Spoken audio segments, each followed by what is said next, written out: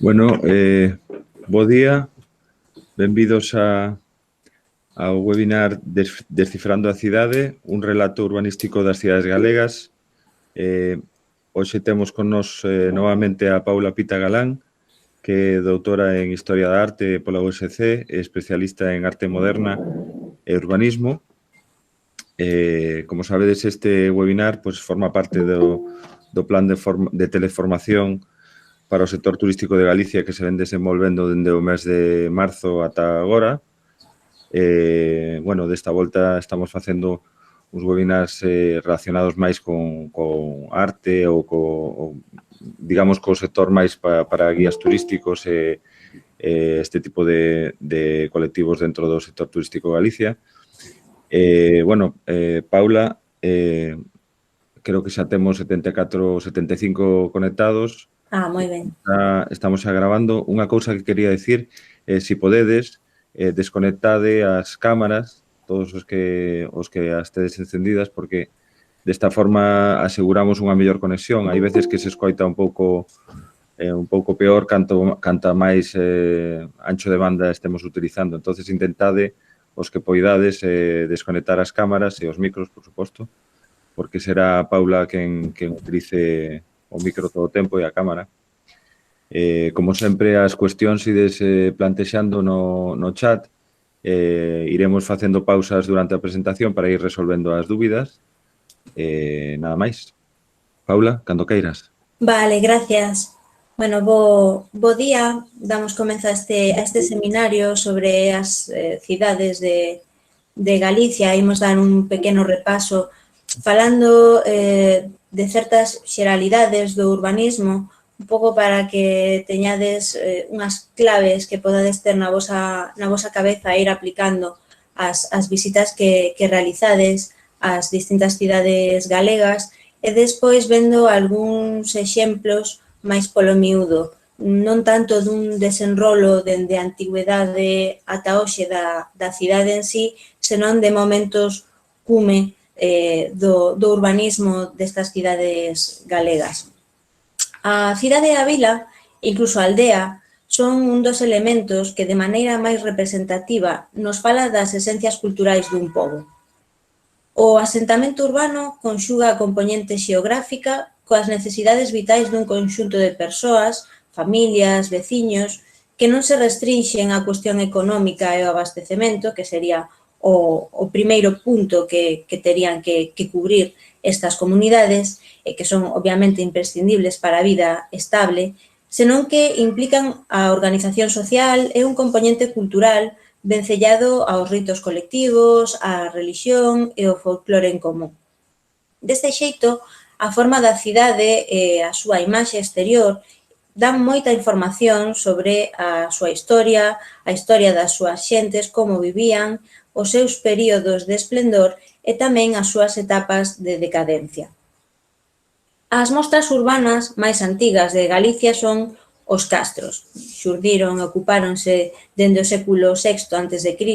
ata o século II despois de Cristo e constitúen un bo exemplo o estar situados en lugares que lles proporcionan un bo acceso a recursos naturais, unha fácil defensa, contan con elementos arquitectónicos que reflexan a vida cotiá das comunidades que habitábanos, como poden ser construcións para almacéns, alxibes, como o que temos aquí no Castro de Elviña, espazos de reunión, espazos rituais, como as famosas pedras formosas que atopamos toda na zona do noroeste da Península Ibérica, os cales unimos as vivendas, cuxa tipoloxía evolucionou, ganando en complexidade co paso do tempo.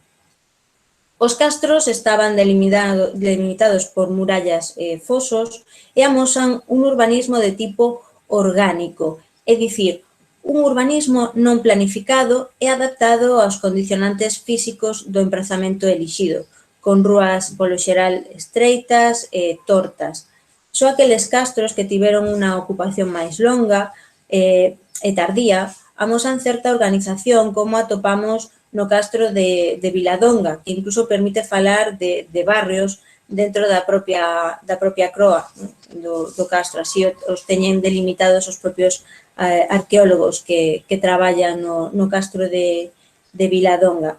Aprecianse vías principais, creo que podes ver o ratón, aquí temos unha das vías principais que atraviesa o castro de lado a lado, e outras vías secundarias para a circulación das xentes, pero en xeral o que temos é unha poboación moi pouco organizada, coas vivendas amontonadas e sen unha estructura regular. Non é doado atopar cidades cuxo urbanismo estea planificado na súa totalidade. Polo xeral, a planificación tende a afectar a barrios novos ou enteramente renovados que súmanse a un núcleo preexistente. Isto ímolo ver moi ben en Ferrol.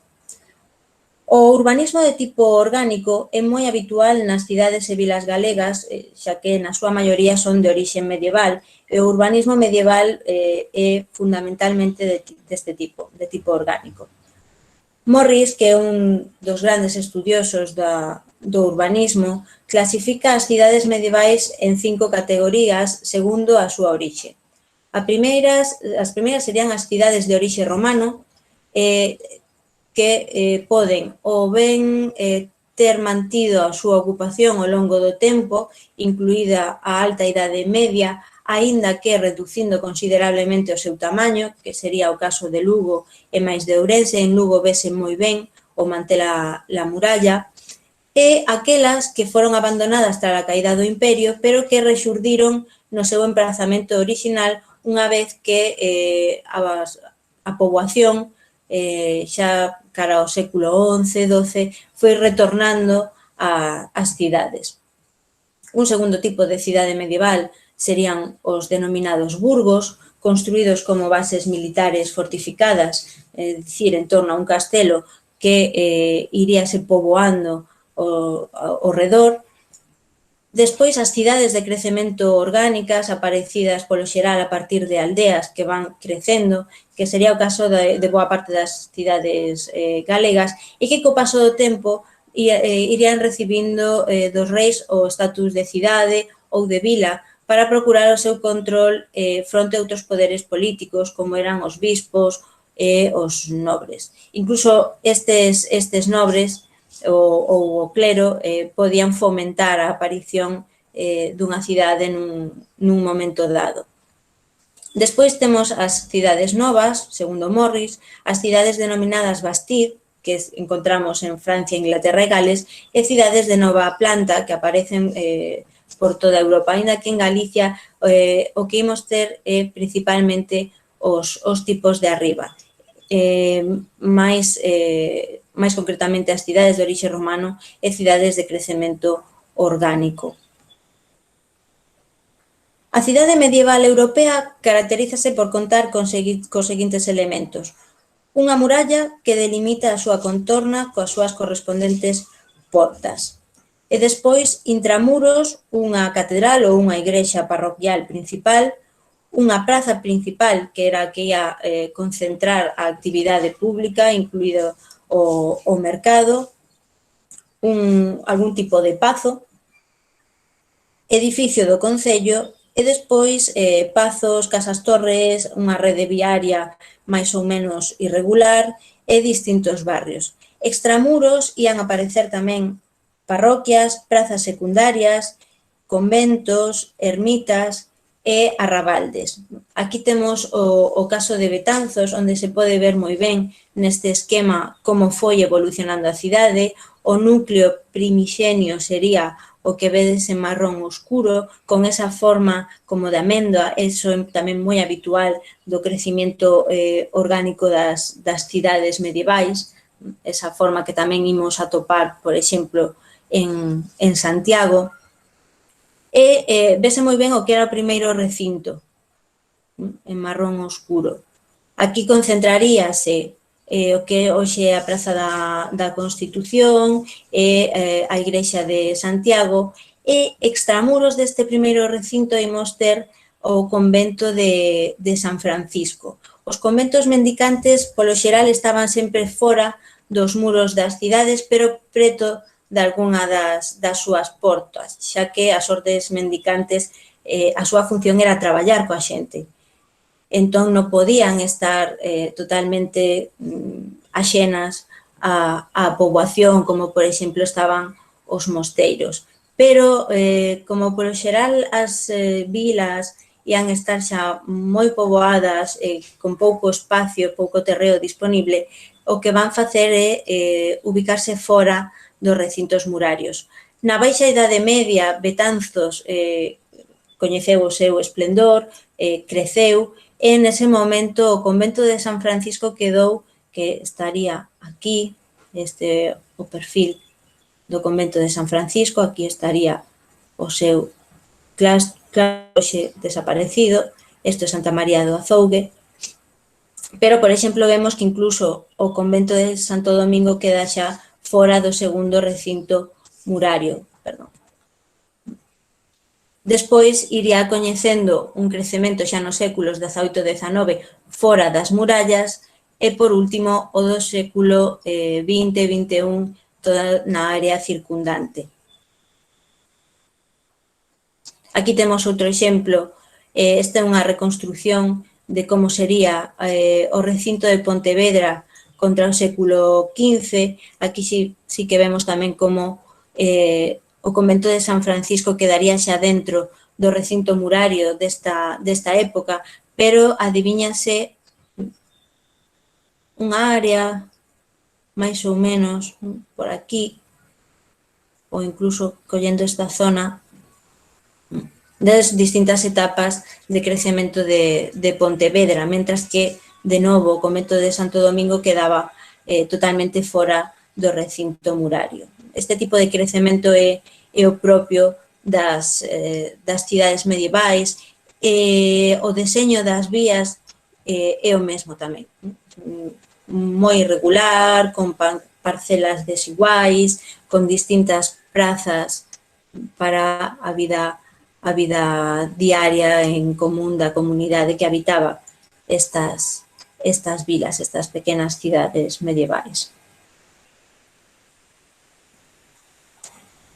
Se pasamos a analizar o caso de Lugo como cidade de orixe romano que continuou a ser ocupada e habitada na Idade Media, pero dunha forma moi distinta como se habitara en tempos romanos. Como sabedes, as orixes de Lugo atopámolas no campamento militar de Lucus Augusti, que se fundaría para os anos 15-13 antes de Cristo, nas inmediacións dun antigo castro. O campamento consolídase como urbe romana entre os séculos I e V e estende o seu dominio administrativo, xurídico e militar. A orixe e a evolución da urbe encóntranse ligadas á súa posición estratéxica como no de comunicación entre a costa galega coa meseta, confluindo nelas as vías 19 e 20 do itinerario antonino.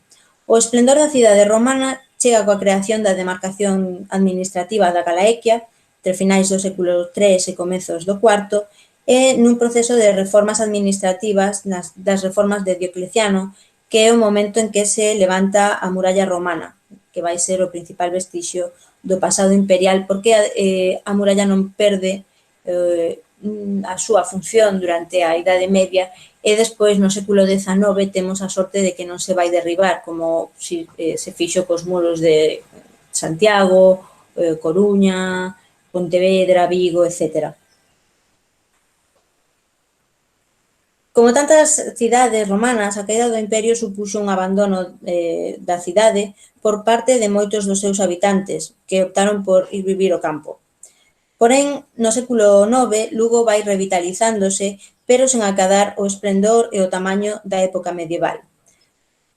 O urbanismo da capital lucense aínda reflexa algunhas das transformacións que experimentou a cidade durante a Idade Media.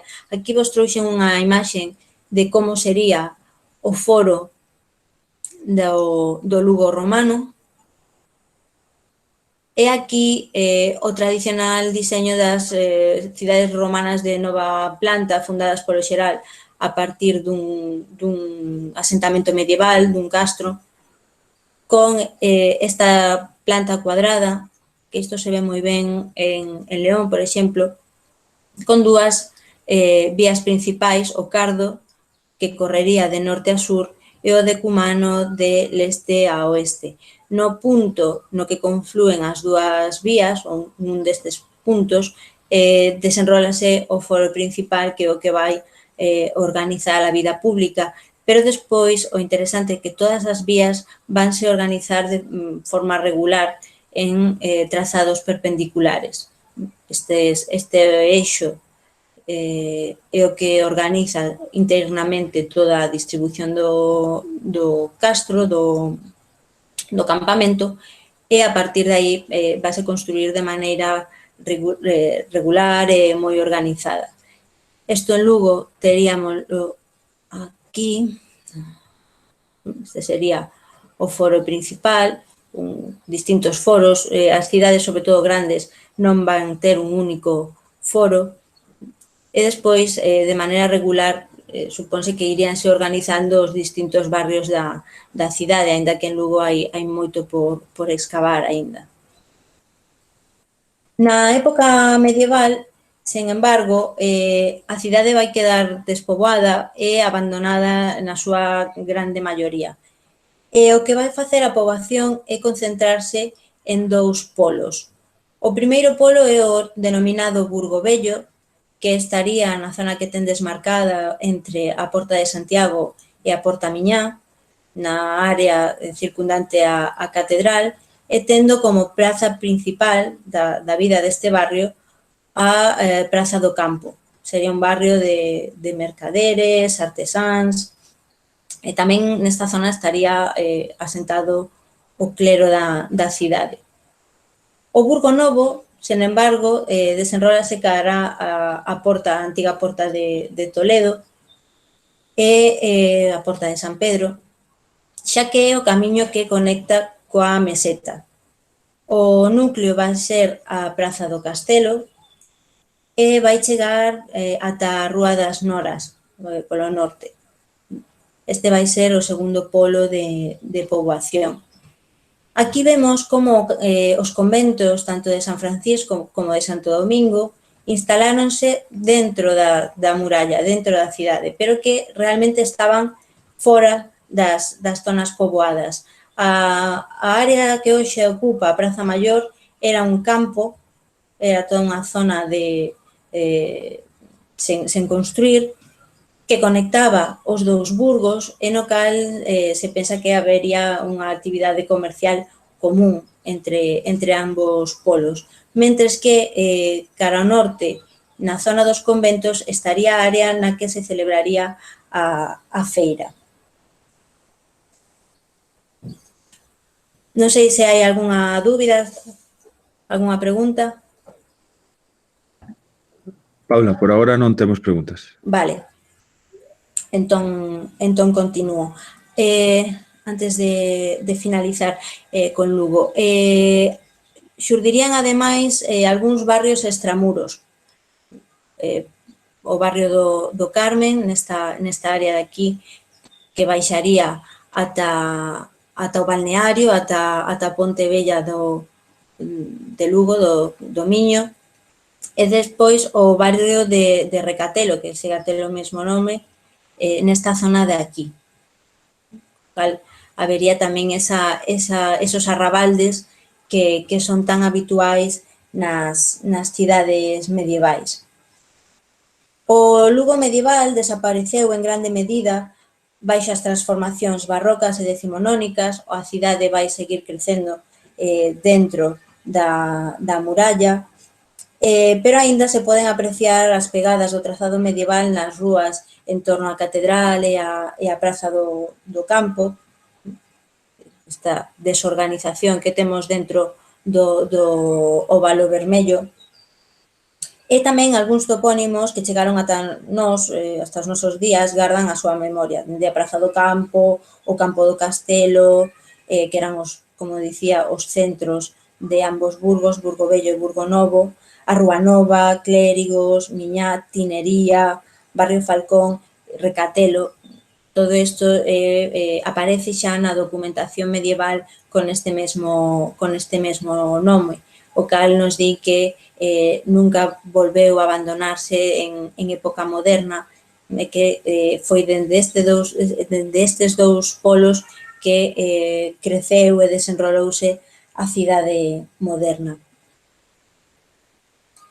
Algo parecido podemos ver na cidade de Santiago. Neste caso, a súa orixe está, obviamente, ben sellada ao santuario e foise creando en torno á tumba do apóstolo.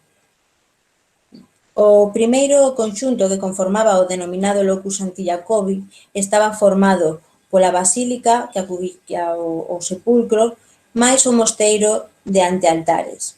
Sería o óvalo de menor tamaño. Este sería o espacio que máis ou menos ocuparían as primeiras construccións de Compostela.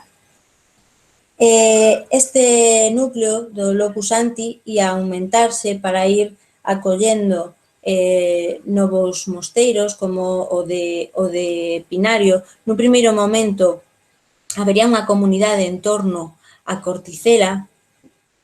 Esta comunidade crece e vai necesitar máis espacio. E é nese momento en que instálanse no recinto que hoxe ocupa o mosteiro de San Martiño Pinario, que vai quedar xa fora dos muros do Locus Sancti. Habería un segundo polo residencial en torno a San Fiz. San Fiz vai ser unha zona tamén na que vai acoller parte dos clérigos de Iria, con esa orixe que vai ter, orixe levítica, relixiosa da cidade de Santiago. Sen embargo, o que realmente xera unha urbe medieval, é a afluencia de peregrinos. Moitos deles van quedar en Compostela, non regresan ás súas cidades, e aparecen así pequenos núcleos de habitación que finalmente van quedar englobados na área da cidade de Santiago. Aquí tendes os esquemas de Fernando López Alsina, con a cerca do primeiro locus, aquí integrado no esquema urbanístico da cidade de Santiago. Aquí vemos o crecemento do locus e como vai derivar no que el denomina a Civitas Sancti Jacobi, é dicir, a cidade de Santiago, que está prácticamente configurada a mediados do século XII. No esquema da esquerda vemos en azul estas distintas zonas de poboación. Este sería o denominado Vicus Francorum o Vila Francorum, xa que nesta área se pensa que estarían as comunidades de estranxeiros. Os francos era como denominábamos a todas as persoas que chegaban de máis aló dos Pirineos, con independencia de se viñan de Francia ou Alemania ou de Bélxica. Para nós eran francos, e esa ocupación concentrada de estranxeiros foi a que daría nome á Rúa do Franco, a Rúa do Vilar, que conectaría con esta zona tamén poboada. Estarían moi preto tanto o Vilar como ese Vilar dos francos. E a mediados do século XII vemos como a cidade creceu. Na zona alta concentraríase a nobleza, é a zona onde aínda topamos casas torres, como o edificio o antigo edificio do Museo das Peregrinacións, que hoxe onde concentran todos os servizos administrativos, ou alguna que outra casa torre que hai na zona das Algalias, mentres que no lado sur sería onde concentraríanse os clérigos, sobre todo en torno á Rúa Nova, que recibe ese nome porque fúndase precisamente a mediados do século XII, vaise construir nuns terreos que doa o arcebispo Xelmírez, e moitas das casas que temos nesta área van estar habitadas polos coengos da catedral. De feito, se paseades por esta rúa, podedes ver que está cheo de cunchas labradas nos edificios, na pedra das casas, porque nesta zona os solares, o chan, pertencía principalmente aos coengos, o cabido da catedral. Despois, obviamente, a cidade vai se desenrolar en torno ás entradas dos camiños de peregrinación.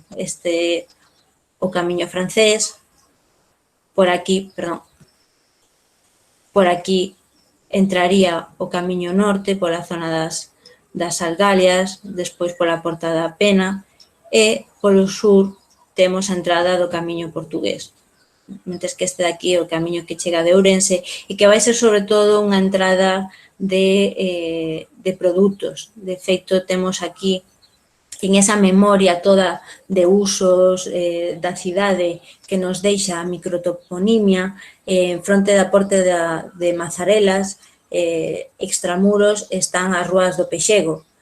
Pexego ven de poxigo ou postigo, porque aí entraban boa parte dos produtos que íanse vender dentro da cidade, como, por exemplo, o viño. Aquí temos un plano da cidade no 1595.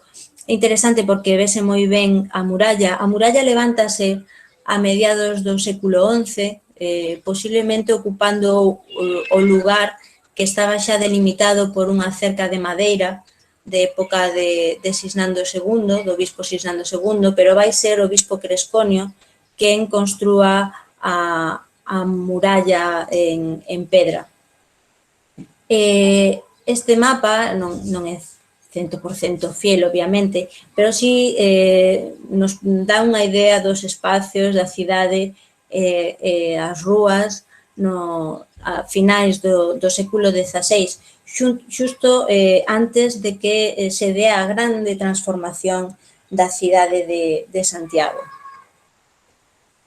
Aquí vos deixo un esquema onde podedes ver as prazas principais, confrontando co mapa actual, a forma de Santiago, da zona bella de Santiago, segue a respetar a forma da muralla, que non se vai derrubar ata mediados do século XIX, e as prazas que rodean a catedral van ser o motor da transformación urbanística de Santiago, de unha cidade 100% medieval a unha cidade barroca ou, se se prefire, unha cidade moderna. Interésame aquí a praciña de San Xoán, porque vai ser un espacio que vai desaparecer co tempo e que vai quedar integrada na Praza da Inmaculada, pero isto ímolo ver un pouco máis adiante. Cando en 1669 o Gran Duque de Toscana, Cosimo III de Médici, e o seu séquito visitan a cidade, levan unha impresión pobrísima da mesma. Un dos componentes do séquito, o médico Filippo Corsini, no seu diario de viaxe, deixou a cidade descrita como vedes nese texto, que resumo. Di, é bastante pequena e arruinada, con moitas casas de madeira, as rúas estreitas e desiguais. As murallas que a circundan son de pedra, pero baixas e en moitos lugares arruinadas ou ameazando ruína. Sen embargo, un século máis tarde, Santiago avanzara considerablemente no seu envelecemento. O máis notorio foi o proceso de petrificación que experimentou a cidade dende mediados do século XVII ata o século XIX. Ninguén hoxe pode identificar Santiago como unha cidade en madeira como a describe o médico Filippo Corsini. Isto é consecuencia do enorme proceso de transformación que vai sufrir nestos 150, 200 anos. O motor dos cambios urbanísticos vai ser, dunha banda, a transformación barroca da catedral, coa súa nova vestimenta pétrea, barroca, fachada que se vai realizar. A imitación deste proceso que van seguir os mosteiros e conventos da cidade, que van renovar completamente os seus complexos entre mediados do século XVII e o último tercio, máis ou menos, do século XVIII, tanto San Martiño Pinario como San Domingos de Bonaval ou San Francisco, e despois a transformación das prazas que están en torno á catedral e que é un pouco o que imos ver a continuación. A primeira praza que se transforma, que se remodela, foi a Praza da Quintana, que vai se converter nun salón urbán disposto en 2 niveis e embelecido por unha gran escalinata, onde ubicábase ata o século XIX o cemiterio da catedral, en o que se celebraban misas multitudinarias en honor ao apóstolo Santiago e cerimonias especiais como a apertura e peche da Porta Santa. A praza, como sabedes, configurase en 2 espacios, o superior a Quintana de Vivos e o inferior a Quintana de Mortos en recordo a ese cemiterio.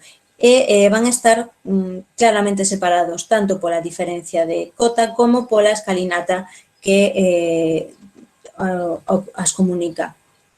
A escaleira deséñase cara ao ano 1611 con unha imaxe como esta que tendes aquí reconstruída, con eses 2 balcóns miradores cara a praza, uns balcóns que se van a eliminar no século XIX, que é cando adquire o aspecto actual coa escaleira de lado a lado.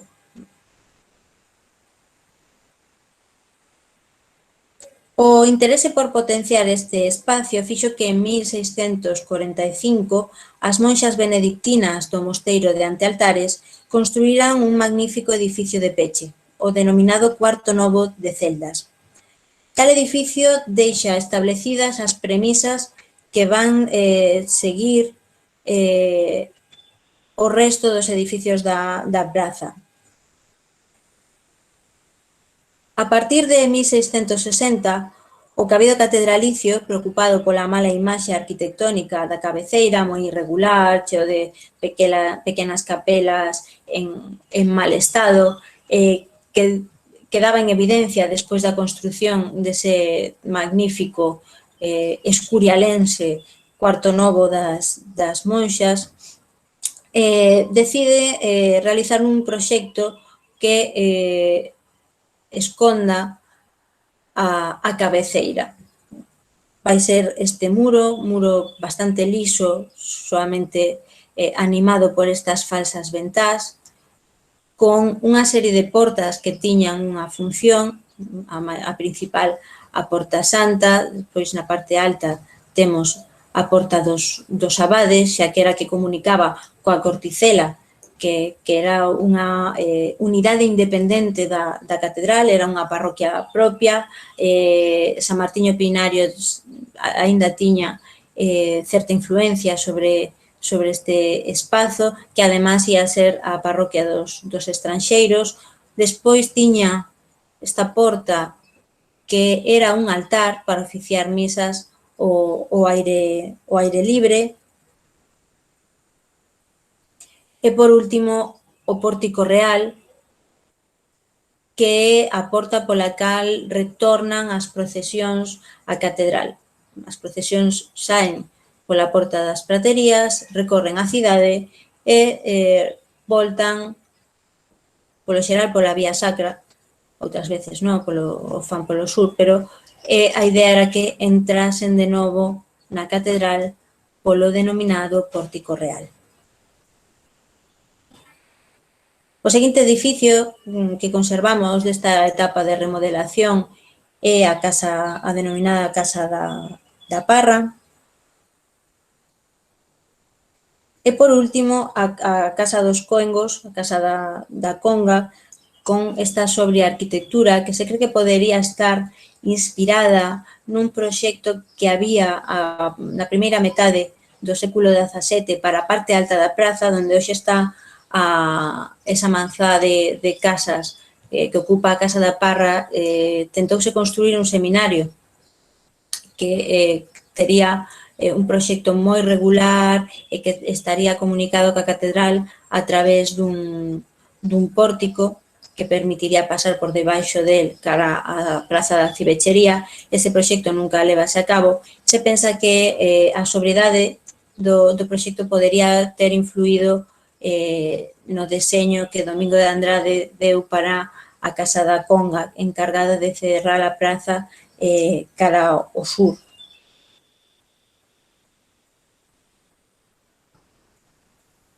Completada a reforma ou despois de iniciarse a reforma da Praza da Quintana, o seguinte espazo que se transformou foi a Praza das Praterías. A Praza das Praterías é un espazo plenamente de poder da catedral, é dicir, todos os solares, todos os edificios formaban ou pertencían á catedral.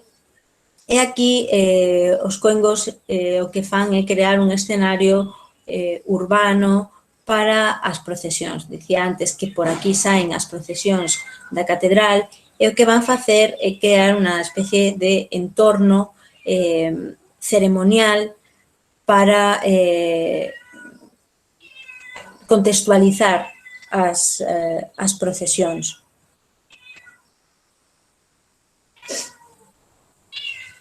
A transformación da praza vai iniciar tamén, está a un lado o tesouro coas covas, isto é a Casa do Cabildo, pero aquí temos as covas do tesouro, xa que este era un espacio dedicado exclusivamente aos prateiros, obviamente, en realidade por febres.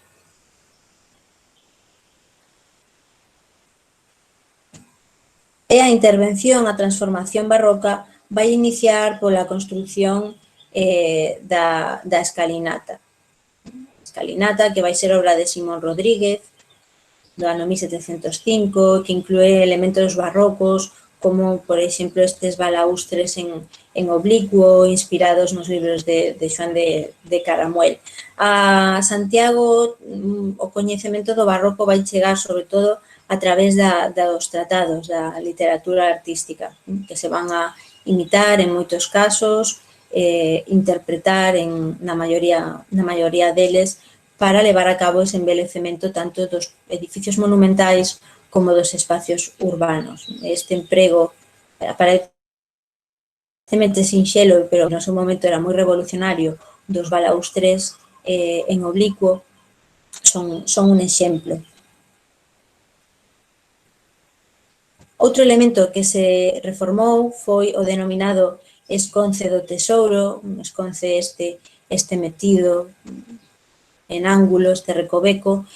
Cando amplíase esta zona de aquí, onde hoxe está o arquivo da catedral, o claustro, esta é unha ampliación que se fai das dependencias do claustro de Xoán de Álava. Este muro, o muro do esconce, decídese embelecer e para iso o que fan é encargar un deseño ao arquitecto, o maestro de obras da catedral. Por entón era xa Fernando de Casas e Novoa. Fronte ao tesouro e o esconce teríamos o peche oriental da praza, que entón estaba formado por unha serie de vivendas, 3 vivendas, que son as que vendes aquí na fotografía, no fondo, e que se derriban para que no seu lugar levántese o Banco de España, hoxe sede do Museo das Peregrinacións. Para rematar de embelecer a praza, no ano 1758, o Cabildo decide levantar este edificio caprichoso, posiblemente a obra máis que mellor reflexe o espírito do arte barroco da cidade, que é a Casa do Cabido. A Casa do Cabido, como seguro que sabedes, aquí tendes un esquema do seu ancho, construíse para aumentar o espazo da praza. A praza, en algún plano, aparece con casas ata esta zona de aquí, o cal o espazo habilitado era menor. Estas casas derrúbanse e faise un peche regular, totalmente ornamental. A propia inscripción da fachada dice que se fai para a comodidade e ornato da urbe, e o arquitecto Clemente Fernández Arelas deseña unha obra 100% ornamental, pero que o que vai permitir é eso, darlle maior amplitude á praza, regularizar o espazo e crear este entorno teatral para as cerimonias do cabido. O último elemento que se vai construir é a fonte dos cabalos, que en realidade ocupa o espazo que antigamente tiña outra fonte, coñecida como a fonte da Estrela, que tería un diseño de Domingo de Andrade. Se pensa que a pía podería máis ou menos responder ao mesmo deseño da fonte da Estrela, pero despois se va a transformar todo o núcleo central, obra do monxe benedictino Fray Juan Estanislao Conde, que vai crear esta alegoría cos cabalos, os hipocampos, cabalos mariños, e a imaxe no cumio unha imaxe alegórica da cidade de Santiago, Compostela como unha muller sentada na arca cos restos do apóstolo e esa estrela, un elemento que se vai manter respecto á fonte primixenia, que recorda a lenda do achádego do sepulcro do apóstolo. Esta era unha das poucas fontes que tiña a cidade e, como se veía antes na fotografía antiga, era unha fonte de uso público ata que as casas tiveron auga corrente. Estes elementos metálicos que ten a fonte era para colocar os caldeiros de auga, co cal a praza sería, ademais, un centro de actividade cotiá e de encontro moi destacado dentro da cidade, da zona bella de Santiago. A seguinte en transformarse vai ser a praza da Cibechería. A praza do norte da catedral era que artellábase o sur, artellaba o traballo dos artesáns da prata, a do norte facía o cos artesáns do acibeche. O acibeche que se empregaba para souvenirs dos peregrinos, dado que moitos, a maioría, chegaban polo camiño norte e entraban á catedral por esta praza, pois atopábanse ali as tendas de souvenirs. A praza vai ter a súa primeira grande, ou a súa principal transformación, a máis monumental, coa reforma da fachada norte, deseñada por Lucas Ferro Cabeiro en orixe e despois transformada no seu terzo superior por Ventura Rodríguez.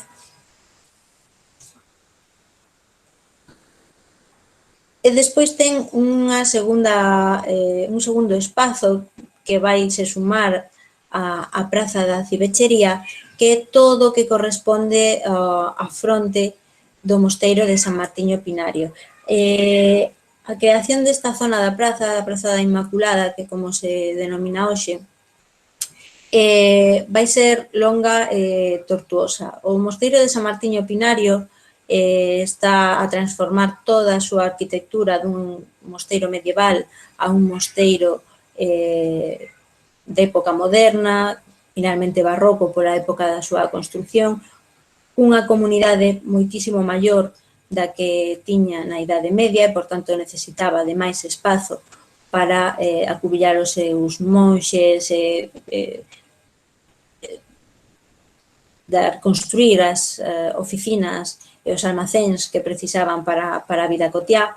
O que van facer os monxes é ir comprando parte dos edificios que tiñan diante do que vai ser a entrada principal do mosteiro, a que tendes aquí na imaxe, pero a mediados do século XVII vai entrar nun pleito coa catedral que veía como unha ameaza a construción de semellante edificio xusto diante da súa porta. Os coengos argumentaban que quitaballes o aire, que era a porta norte, que ademais era pois, a que sufría máis as inclemencias do tempo, que a falta de aire era insá. Entón, inician un pleito que finaliza coa resolución de que os monxes teñen que botar cara atrás a fachada do seu edificio, o cal o que se vai ganar é todo ese espacio, toda esa praza dianteira. Aquí se ven ese retranqueo.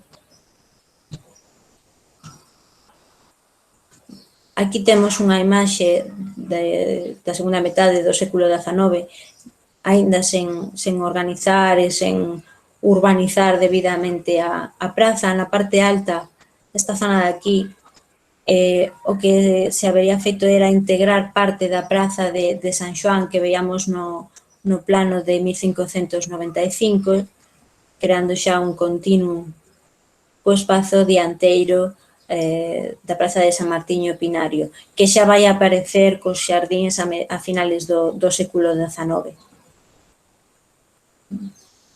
E outra das reformas que se vai facer na praza é a construción da nova entrada do Pazo Arcebispal, que se vai botar cara atrás.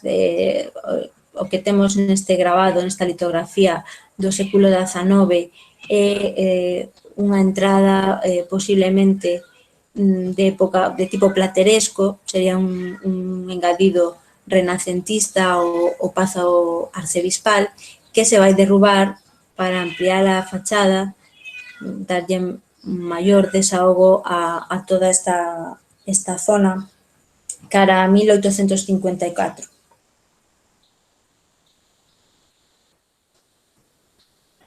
Aquí tendes unha vista de como se ve hoxe.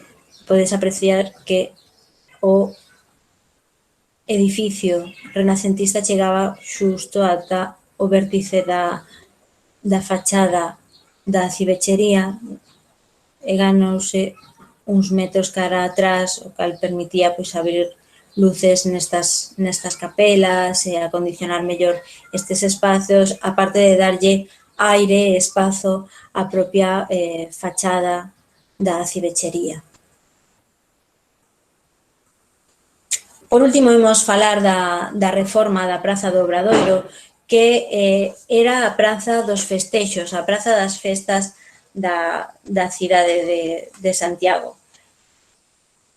Coñecida como Praza do Hospital, xa que o edificio máis importante e singular, máis aló da catedral da praza, ia ser o Hospital Real, construído nos primeiros anos do século XVI.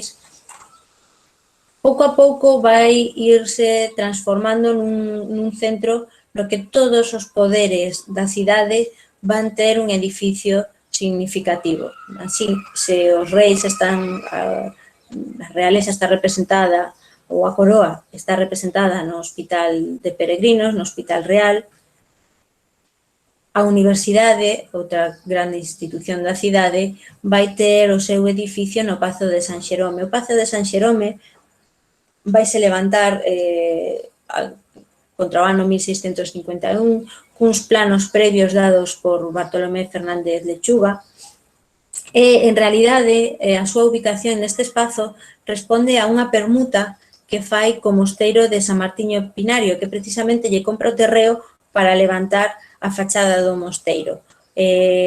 O Colexio de San Xerome ocupaba o chamado antigo Hospital de Peregrinos de Xelmírez, e era un edificio moi antigo, en moi malas condicións, entón para eles é unha oportunidade o feito de vender o solar, que a cambio os benedictinos lle dean un espacio na Praza do Obradoiro e xusto pegado o Colexio de Fonseca, de xeito que estes dous, o Colexio Maior e o Colexio Menor da Universidade, poden estar anexos.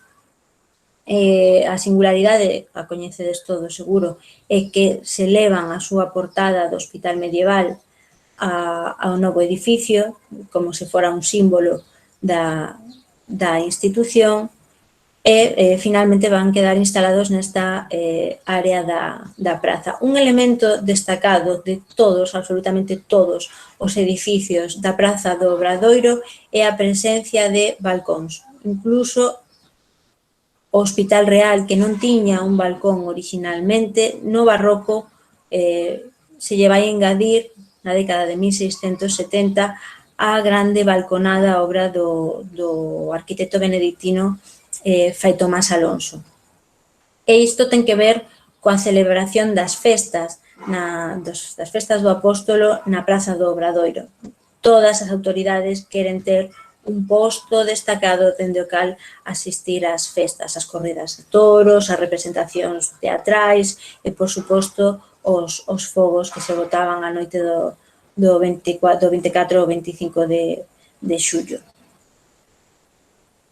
Entre 1735, 38 e 1750 remodélase toda a fachada occidental da catedral, a grande obra de Fernando de Casas e Novoa, apeada sobre a escalinata de comenzos do século XVII, e finalmente, para pechar a praza, se levanta as casas consistoriais, o seminario de Raxoi, xa cunha arquitectura que apunta cara ao clasicismo, aínda non neoclásica, deseño do enxeñeiro Carlos Lemau, en 1767. A praza, ademais, vai ter unha regularización en canto ao terreo. En algunhas representacións, aínda de mediados do século XVIII, vese que a praza ten como dúas alturas, era irregular, pero a finales de século aparece xa como un espacio completamente chan e apto para unhas celebracións en condicións, digamos. Ata aquí a renovación barroca e urbanística principal da cidade de Santiago. Unha vez que se rematan as prazas, a cidade queda prácticamente configurada como a coñecemos hoxe. Vai ter algunha reforma máis, sobre todo na zona do mercado, xa no século XIX, pero o fundamental que vai ser esa regularización das prazas principais que van a organizar a vida da cidade, atopamos co remate en 1767 da Praza do Obradoiro.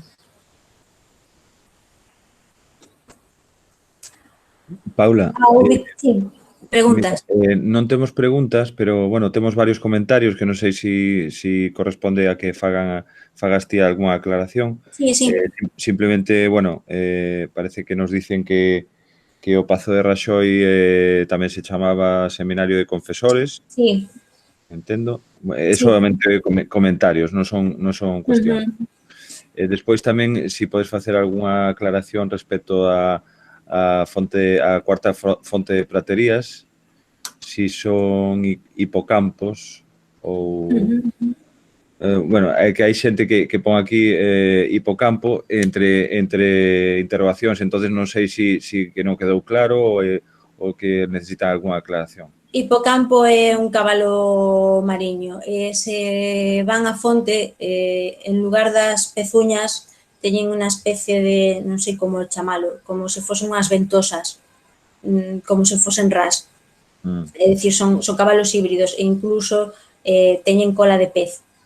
Ben. Serían cabalos vencellados á auga, por eso se lle denomina hipocampos, pero, bueno, é a fonte dos cabalos de toda a vida. E, efectivamente, o Pazo de Raxoi, a súa función primeira era seminario de confesores e concello.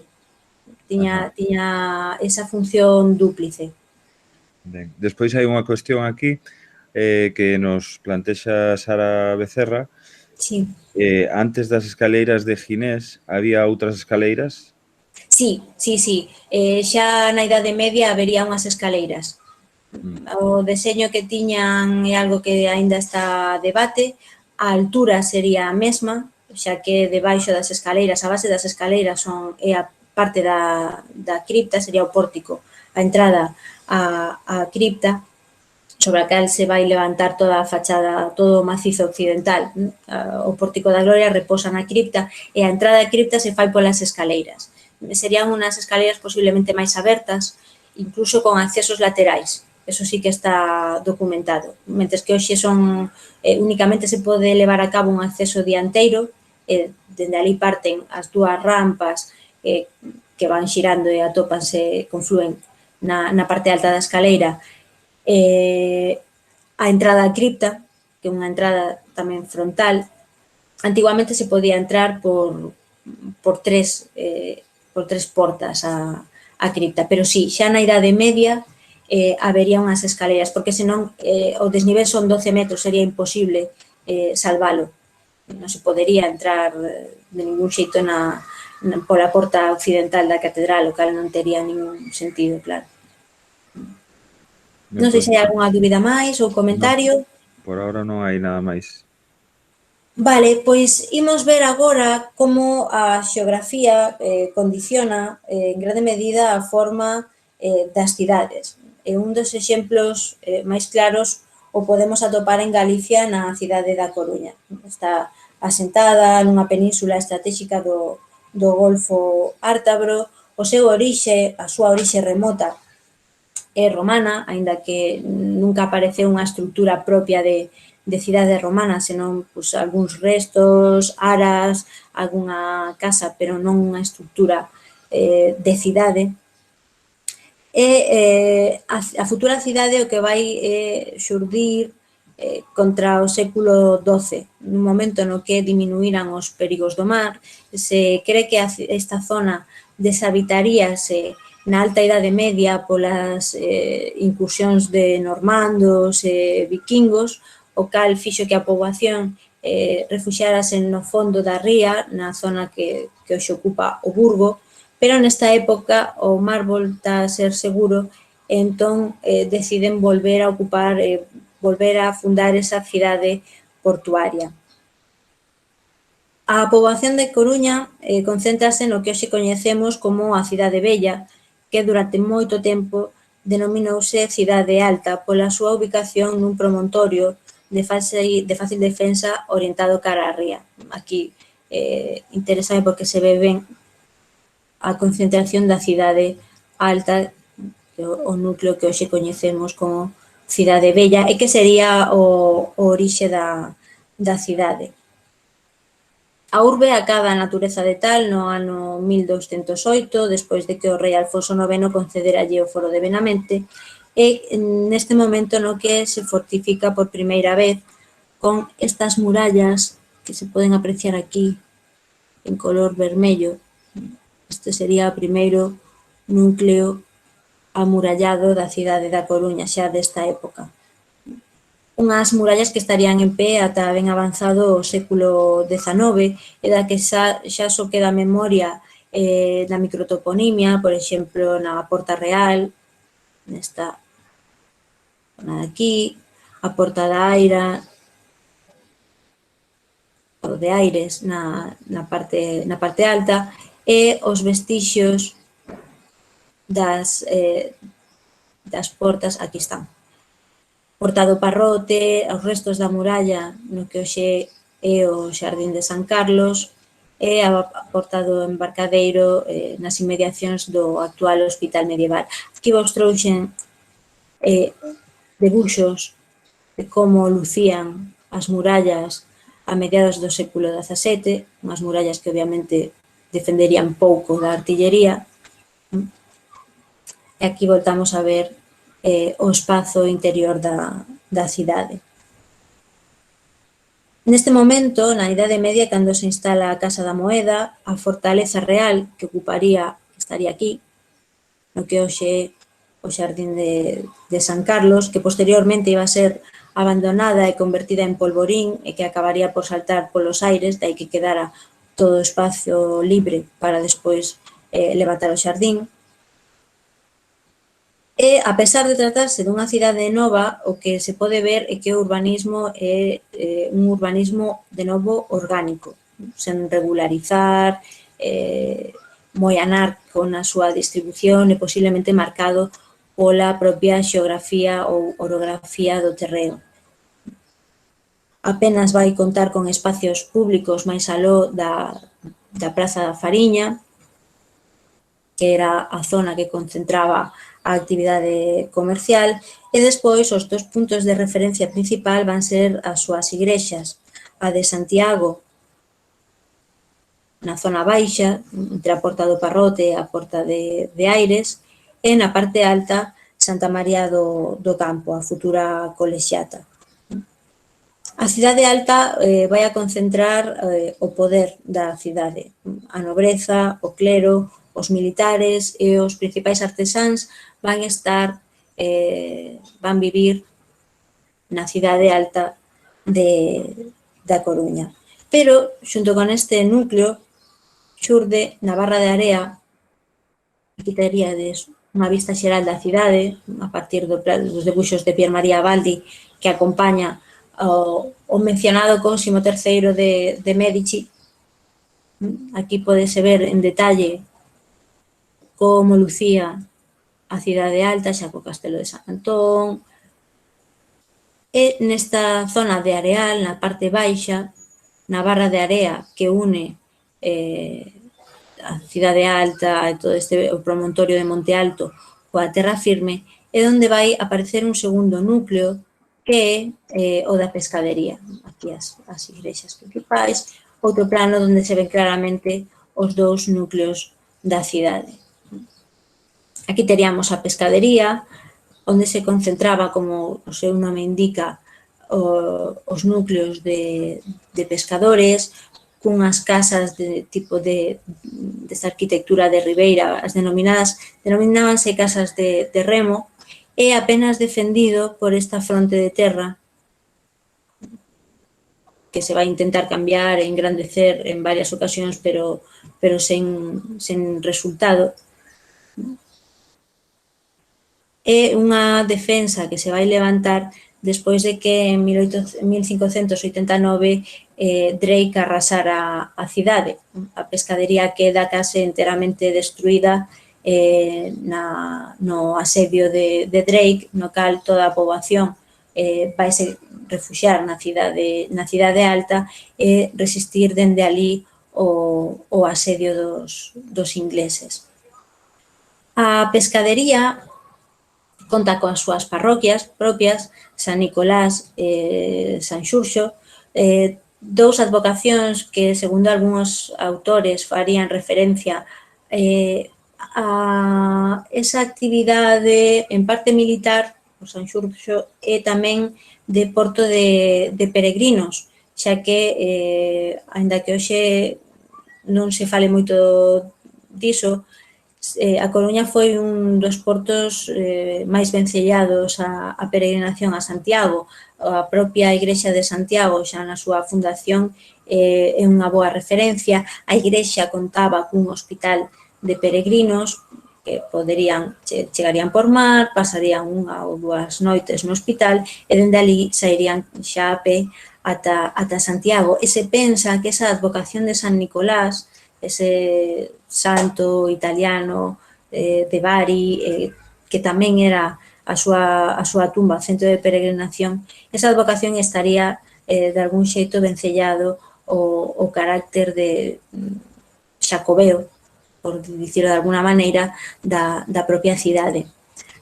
A organización da pescadería vai ser tamén non planificada, é dicir, de tipo orgánico. Sen embargo, aquí, como é unha zona chá, sí que aparecen unhas rúas máis longas, paralelas, algo máis regulares. A rúa de San Andrés, onde atopábase a capela de San Andrés e o hospital de mariñeiros, ou todo o que era a contorna do porto. A cidade vai a coñecer a súa etapa de esplendor. O esplendor vai se iniciar pouco a pouco, digamos, non? Primeiro, co traslado da Real Audiencia no 1563 de Santiago a Coruña, o cal vai facer que a Coruña sexa a cidade real de referencia de Galicia. trasládase a Real Audiencia, a Capitanía Militar, e vai a ser a sede do goberno en Galicia, da coroa en Galicia. Despois, no século XVII, Carlos III fixo da cidade un punto final do Camiño Real de Galicia, o cal a conectaba directamente coa meseta e con Madrid, coa corte. Fundou a sede de Correos Marítimos con América, sendo un dos poucos portos da península con ese privilexio de comerciar co continente americano. E posteriormente vai fundar o Consulado Marítimo, o edificio tendes aquí, que foi parte do museo, hoxe ten a biblioteca, custodia a biblioteca do Real Consulado e tamén se da Real Academia de Belas Artes Nosa Señora do Rosario.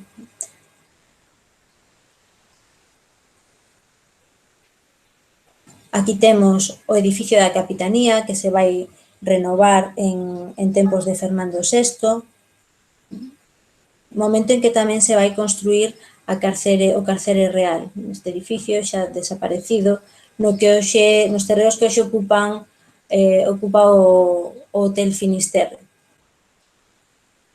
Aquí vese ben a praia do Parrote e a porta do Parrote antes de toda a ampliación, a construción do Finisterre, a Solana e toda a transformación desta parte do porto.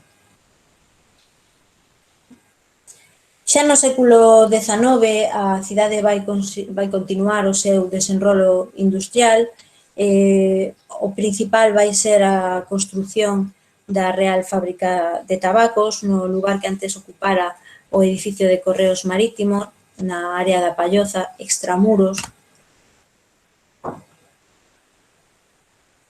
Vaise incrementar nesta época o comercio con América, vanse engadir construcións militares, como pode ser o cuartel de Atocha, que na súa fundación era o cuartel de Alfonso XII, ou o hospital militar, a capela do Bo Suceso.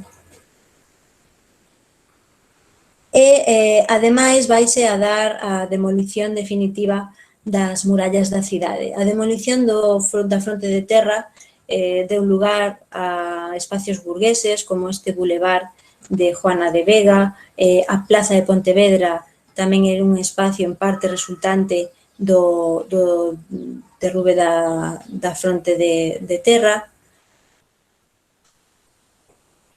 E unha das transformacións máis importantes é a consecuencia do derrube das murallas da Cidade Alta, ese espacio coñecido como Praza do Derribo, que quedou entre a Cidade Alta e a pescadería e que vaise ocupar coa actual Praza de María Pita, que vaise concebir como un impás, unha ligazón entre as dúas zonas tradicionais da cidade da Coruña, que se vai aproveitar para facer unha praza burguesa, unha praza que non se levantou como as prazas maiores en unha obra única e pechada, senón que é unha praza aberta nos costados do concello e que ademais se vai construir pouco a pouco, é dicir, van vendendo as parcelas, eles teñen un diseño de fachada cara a Praza de María Pita, pero despois a configuración interna dos edificios é autónoma, non é un proxecto unitario. E aquí vese ben como se foi construindo pouco a pouco.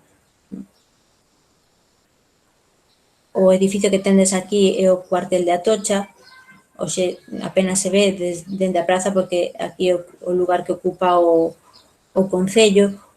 A imaxe de como era o convento dos xesuítas, o convento de San Agustín, antes de que se derrubara a zona conventual. Aquí estivo o concello durante uns anos ata que se construiu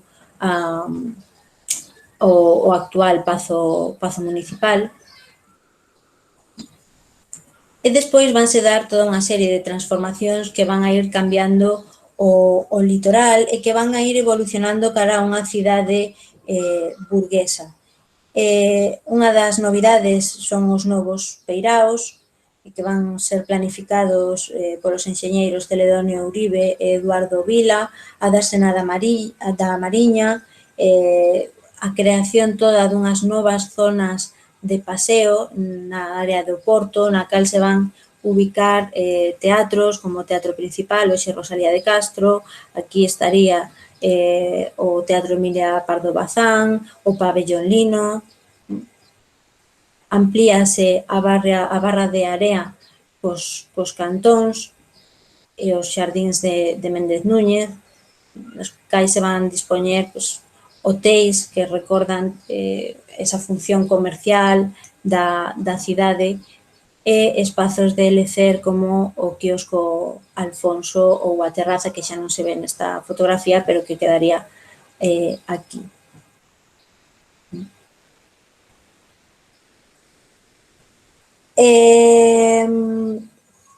A cidade da Coruña, como vos dicía, un exemplo de como hai que se adaptar ou as cidades teñen que se adaptar ou están condicionadas polo espazo xeográfico que ocupan.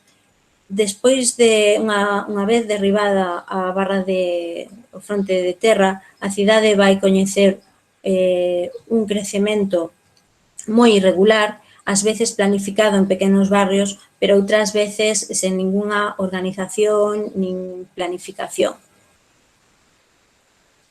Por exemplo, vendes estas zonas de crecemento rápido no barrio de Monte Alto ou na contorna do barrio de Os Castros, que son barrios que van a ter o seu desenrolo contra os anos 70, sobre todo, nun momento en que a cidade recibe moitísima poboación dos arredores, pero entre medias vanse facer outros barrios con certa planificación.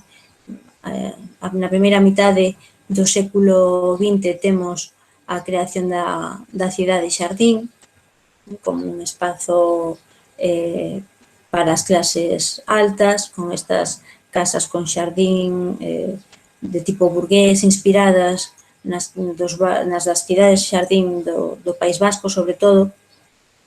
Despois temos ampliacións como esta dos anos 90, dos Rosais, que con maior ou menor fortuna, pero que van tendo un deseño, ou os barrios novos de Mato Grande, aquí o que ia ser o Fimático, que quedará posiblemente como un barrio de vivendas, pero que al menos ten unha planificación, unhas rúas ben delimitadas, un deseño pensado que non ten nada que ver con isto que temos aquí arriba, no que os antigos carreiros ou algunha rúa aproveitase para construir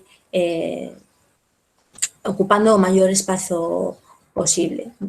Por último, os problemas de espazo, xa que o concello é pequeno en canto a metros, en canto a hectáreas, o que levou foi a unha construcción en altura, xa a partir dos anos 70, de forma que a Coruña é unha das cidades europeas cunha maior densidade de población no que é o concello, máis todo o crecemento da zona do Porto con novos fins comerciais, desde a tradicional pesqueira das lonxas a todo o que xa ten que ver con un tráfico de produtos ben derivados do mar ou outros materiais. En realidade, este tipo de crecemento é moi semellante de transformación da cidade ao que sucedeu en Vigo. Son cidades, en caso de Vigo, a cidade europea que máis creceu no século XX, e pouco ten que ver o Vigo da primeira metade do século XX co que temos hoxe. Van partir sempre dos seus núcleos antigos, neste caso vemos o barrio do Berbés, que pouco a pouco vanse ampliar cara ao mar, en Vigo dedicándose fundamentalmente ao porto, sen apenas espacios de lecer, digamos, nesta zona, as bellas actividades comerciais e como están a transformar hoxe o Berbés e a Praza do Berbés. pero que despois o que vai facer é unha cidade que vai ir crecendo coas súas avenidas, con os novos edificios burgueses, no caso de Vigo, con unha proxección e unha ambición maior, en parte mellor pensada que a da Coruña, que o Sache coruñés, aínda que é regular, o que hoxe a Praza de Lugo, Praza de Galicia, Praza de Vigo, as rúas seguen a ser moi estreitas, mentres que en Vigo están a pensar xa nunhas avenidas de maiores dimensións que co tempo verase que foron un acerto, xa que, en certo modo, desahogaron o urbanismo da cidade. Pero, aínda así, as épocas nas que as cidades comerciais, industriais, coñecen un rápido crecemento da poboación, é prácticamente inevitable que se construa sen planificación ninguna. Tómense as antiguas rúas e a partir de aí comencese a levantar edificios de maneira intensiva.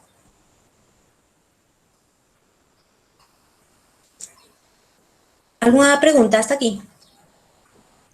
Sí, Paula, temos 4 preguntas. Sí.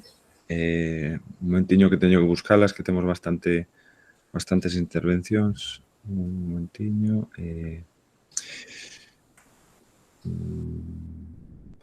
Vamos a ver, hai aquí unha pregunta que quedou da parte de Santiago. Sí. Paula, especialmente en Santiago, no medievo, como poderíamos describir as vivendas? A meirande parte eran de madeira, pero que características tiñan? Andares, estrutura, como poderíamos explicalo aos clientes? Pois as vivendas medievais posiblemente eran, como dicíamos, de madeira, recubertas de recebo, posiblemente con soportais tamén de madeira. O mellor exemplo é o pequeno fragmento de soportal que hai na Rúa Nova a carón da igrexa de Salomé, que además agora mesmo víase moi ben como a estrutura toda de madeira porque está como descascarillado o recebo e vense as vigas de madeira, únicamente empregaríase a pedra ás veces nos piares para sustentar eses voladizos. Terían planta baixa máis un andar, a maioría, e únicamente na parte alta da cidade teríamos casas torres, que serían como torres medievais, máis compactas, todas de pedra. Outra característica das arquitecturas desta época é que se vai manter ata o século, a segunda metade do século XVIII, século XIX, son os boadizos, os saedizos. A tendencia era a que cada piso sobresaíse un pouco respecto á liña da fachada do piso inferior para ir gañando luz, o cal estreitaba moito as rúas. Nas disposicións do Concello hai noticias sobre a perigosidade deste tipo de construcción, en parte porque as rúas tiñan peor ventilación e tamén porque resultaban perigosas se pasaba a cabalo. Entón, serían casas de madeira, planta baixa máis un piso, en ocasión 2, e sempre con estes voladizos. Habería soportais, os soportais de madeira, e as rúas serían basicamente as mismas de hoxe, pero máis estreitas. Unha das políticas que se vai levar a cabo na cidade de Santiago na segunda metade do século XVIII é a ampliación das rúas, a destrucción de boadizos e de soportais, ben para eliminalos definitivamente ou ben para ampliar a rúa e a facelos algo máis estreitos. Isto explica moi ben Andrés Rosende no seu libro sobre a cidade de Santiago entre 1595 e 1780. Incluso na do século XIX séguese a falar deste proceso. Unha regularización das rúas, elimínanse irregularidades, porque ás veces os veciños o que facían era ganar algún metro e ir complicando o trazado da rúa, E o que van facer é eliminar estes pequenos esconces saledizos para facelas máis regulares. Pero, por exemplo, unha rúa que hoxe non temos asociada a soportais, a rúa de Casas Reais tiña soportais. E vaise variar a liña da fachada para facela máis ampla, eliminando estes soportais, que o que fan é ganar uns metros na primeira planta respecto á fachada, a liña de fachada original do edificio. Non sei se resposto ben a pregunta. Ben, pois temos a seguinte, fai referencia ao camiño inglés, plantexan aquí Coruña máis ca Ferrol como a orixe do camiño inglés? Hai investigadores que din que sí, máis que Ferrol. Hai que ter en conta que nesta época Ferrol é unha aldea, non ten un porto como tiña xa a Coruña. Chegarían a Neda, hai mosteiros, pero hai investigadores que incluso poñen en dúbida Ferrol como porto de peregrinos. Eu non chegaría tan lonxe. Pero que, dende logo, a Coruña foi un importante porto de peregrinos xa na Idade Media, sen ningunha dúbida. E a proba a Igrexa de Santiago. Eso amosa un vínculo, penso que clarísimo, coa peregrinación. E despois o hospital que está máis que documentado. Mentes que Ferrol non hai noticias deste tipo de construccións nin igrexas dedicadas a Santiago. Ben, nos confirman que a primeira pregunta está perfecta a explicación, que quedou moi clara. Vale, perfecto. Entón, agora temos outra pregunta. Paula, estou a ver que o crecemento das vilas e as cidades galegas responden, salvo Ferrol, a un criterio orgánico alto medieval. Segundo o que vas a explicar, hai algún intento en Galicia de desenvolvemento urbano máis regular ao estilo gótico tipo Trancoso ou mesmo renacentista? Non, é que aquí o gótico e o renacemento tiveron moi pouquiña pegada. De feito, a regularización das prazas de Santiago sí que bebe un pouco no espírito do renacemento. O renacemento sí que vai traballar e vai se centrar moito na idea de praza regular. E aínda que o describimos pola época como unha actuación urbanística barroca, casi é máis unha actuación urbanística, sobre todo no caso da Praza do Obradoiro e na Praza da Quintana, que son as máis regulares, que responden máis a un espírito do renacemento. Pero puramente, como concepto renacentista e demais, non temos ese tipo de urbanismo. E no gótico pasounos un pouco o mesmo. O grande período de esplendor medieval en Galicia vai ser o do románico, aínda que o gótico, pois, núcleos como Betanzos coñezan unha grande expansión, incluso vilas como Noia e Muros teñan nesa época unhas etapas boas. Iso non se vai traducir nun urbanismo propiamente dito, non vai haber grandes pazos.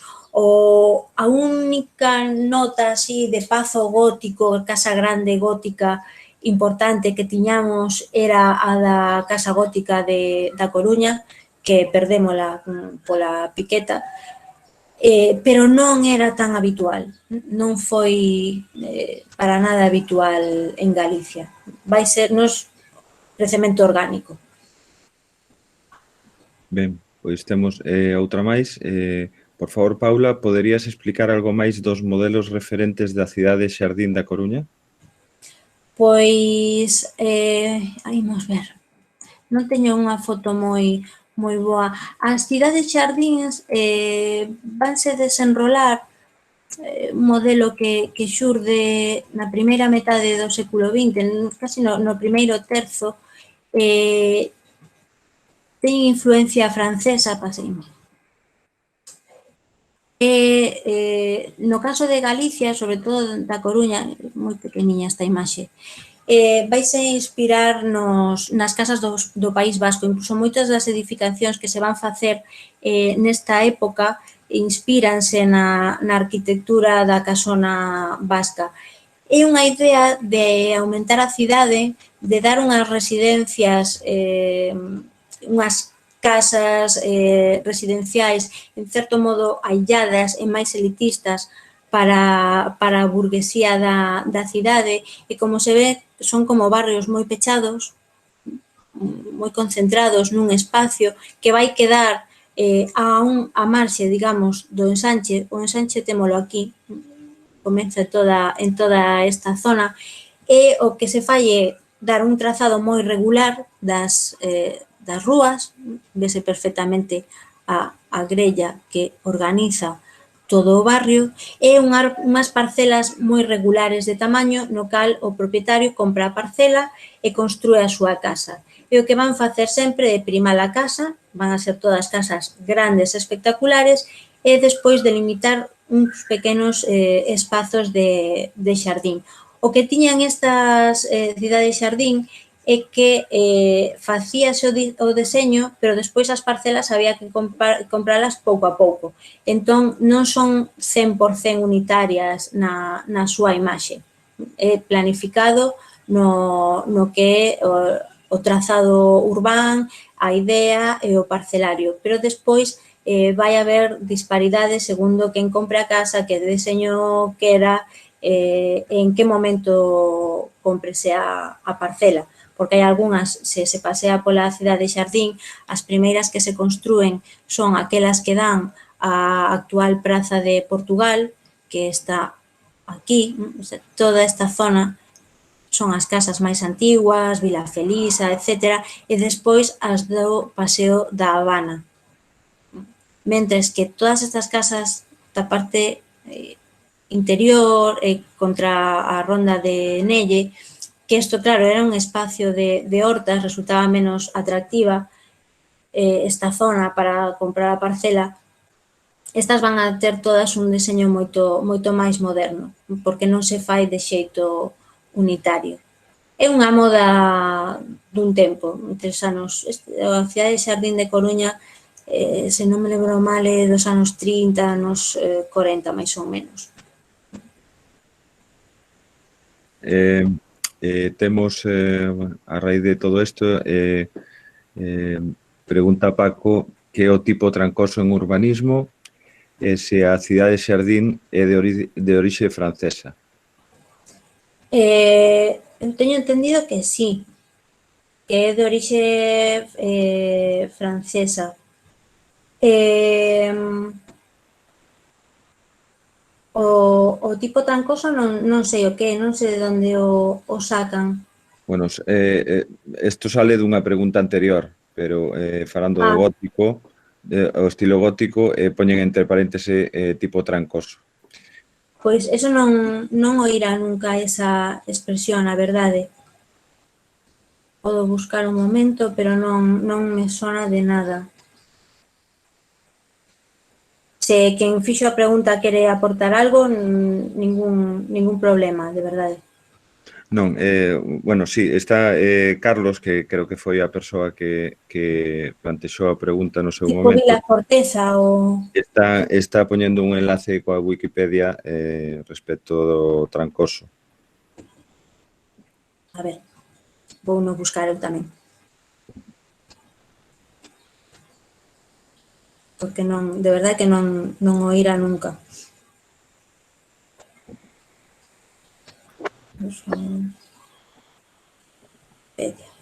Cuadrado trancoso. Pode ser iso.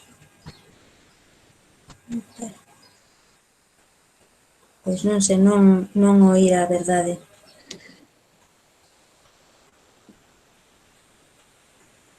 Bueno, queda para a próxima, senón. Sí. Investigo. Podemos seguir entón porque non hai máis preguntas. Non?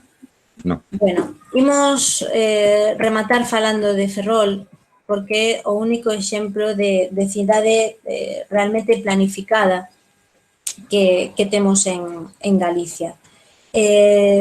Non obstante, a orixe de Ferrol é un poboado, unha aldea medieval, o que hoxe correspondería ca área do Ferrol Vello, que fora de Reguengo, pero que pasou a depender dos Andrades no século XIV. De feito, a fundación do convento de San Francisco foi obra de Fernán Pérez de Andrade Obó, e nesta época queda baixo a influencia nobiliar desta familia. O gran cambio de Ferrol chegou co reinado de Fernando VI, cando o marqués da Ensenada fundou uns asteleiros reais na pendente do Monte de Esteiro. A fundación destes asteleiros data de 1749 e despois o Arseal xa aos pés da vila. Estas iniciativas complementaban a decisión de Felipe V de instalar na zona da Graña un primeiro arsenal e facer de Ferrol un importante porto militar, pero non vai ser ata a decisión de Fernando VI de apostar pola instalación do arsenal en Ferrol que non se convirta no porto militar máis importante do norte de España. A decisión é lóxica se pensamos no refuxio natural que para os barcos supón a ría de Ferrol, con esa bocana tan estreita e facilmente defendible a través dos dous castelos, o castelo de San Felipe e o castelo da Palma. Xa na época austríaca se fixera algunha intervención dentro da ría. Temos, por exemplo, na zona de Neda, a fábrica que funda Felipe II para realizar as galletas. Esas galletas que eran un tipo de pan duro que aguantaba moito tempo e que se facía para os mariñeiros. Pero, como dicía, o grande pulo vai ser no século XVIII. O asteleiro da zona de Esteiro vaise concibir como unha instalación industrial. A idea é facer grandes buques de guerra. Ten esta praza, oi, a ver o ratón, aquí. Esta praza, estes dous espazos, coñecidos como o cadrado, o cadro, en torno ao cual se van organizar as primeiras obras vencellados á armada, antes incluso da construcción do arsenal. Tempo despois, unha vez que a cidade require a presencia de mariños, militares, persoal para traballar nos asteleiros, vaise xerar de maneira orgánica, cando digo de maneira orgánica é que non tiñan pensado construir este barrio, o barrio de Esteiro, que é esta zona de aquí, e que vai ser, casas para militares, xente que traballa no asteleiro. Aínda que non hai unha planificación pura, sí que vese que se vai construir cunha regularidade perfecta, con esas rúas paralelas, algunha pequena transversal para comunicar as rúas. Un pouco inspirados, xa que vai ser posterior, no deseño do Ferrol Novo. Ferrol Novo vai ter un grande impacto urbanístico. O arsenal foi o que fixo de Ferrol a cidade que coñecemos hoxe. A urbe tiña que dar cabida a altos cargos da armada, tropa, administrativos, artesáns que traballaran para eles e pouco a pouco vai xurdir tamén unha burguesía un pouco animada pola actividade económica derivada da presencia da armada na cidade. A nova poboación artéllase nun esquema ortogonal biaxial. Son rúas rectilíneas, deseñadas, como se din, a cordel, é dicir, perfectamente delineadas, perfectamente rectas, idénticas, adaptadas ao terreo e con dous polos, esa biaxialidade.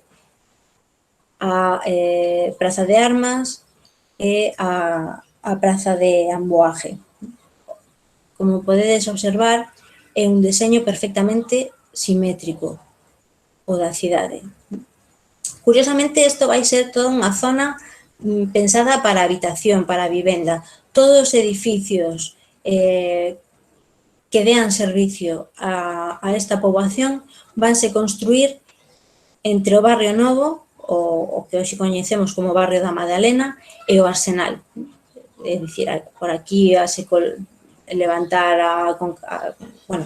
a igrexa de San Xulián, hoxe con catedral, e o mesmo coas fontes públicas, o cárcere que vai estar tamén nesta zona, hospitais, xa co paso do tempo, as alamedas e zonas de paseo e de lecer.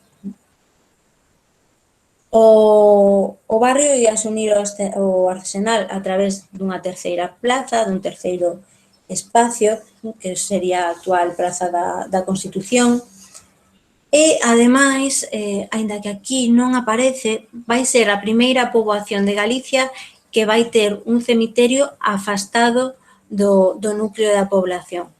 Eso que non vai ter lugar nas demais cidades ata o século XIX, cando xa haya unha idea clara da perigosidade dos cemiteros no centro da cidade e desa convivencia tan directa cos falecidos. Ferrol vai ter xa este cemiterio apartado. O novo Ferrol, que estaba formado polo Ferrol Vello, o Ferrol Novo, esa ampliación da Madalena, o barrio de Esteiro e a zona pequena aldea de Canido, vaise pechar unhas murallas defensivas que van completar o deseño da poboación. Esta cidade vai responder aos principios do despotismo ilustrado. Todo perfectamente regular, planificado dende fora da cidade, revisado en sucesivas ocasións. Hai moitísimos planos da cidade de Ferrol con pequenas modificacións do trazado inicial e vai a responder por primeira vez aos dictados da Real Academia de Belas Artes de San Fernando. A Real Academia custalle moitísimo levar os seus principios a Galicia. Galicia vaise resistir ata prácticamente finais do século XVIII a normalizar, digamos, o uso dun arte académico, clasicista. Pensemos que en Santiago tarda en entrar, non vais ata Miguel Ferro Cabeiro, Melchor de Prado, non hai unhas novas construccións puramente clasicistas. Incluso en outras cidades, pensemos en Ourense, co Patín Novo, que remátase en 1788, cando levaba xa 30 anos a Real Academia funcionando e aínda é unha obra perfectamente barroco. Estes principios académicos implántanse a fogo dende Madrid no Ferrol Novo. A estrutura apenas vai cambiar ata o século XIX. Paulatinamente nesta época vanse introducir novos elementos, sobre todo de tipo burgués, empezan a aparecer as casas con galerías, construense teatros como o Teatro Jofre, instálase un palco da música na Alameda, e se ven esta zona de aquí vaise reducir pola ampliación do Arsenal, vanse facer parques novos nestas outras áreas, non? Cara ao Cantón de Molins e tamén a Alameda de Suances, que é algo máis pequena que a Alameda primitiva.